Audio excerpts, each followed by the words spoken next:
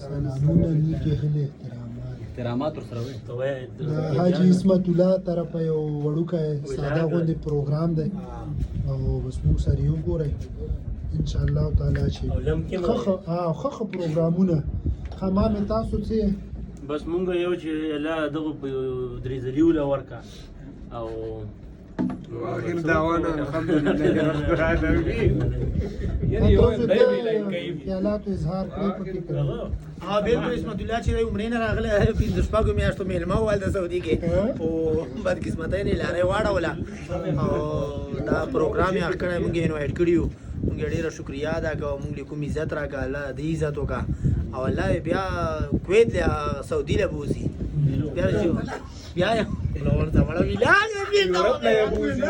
ډېر وځي ښایي کنه وایي سعودي نه بوځي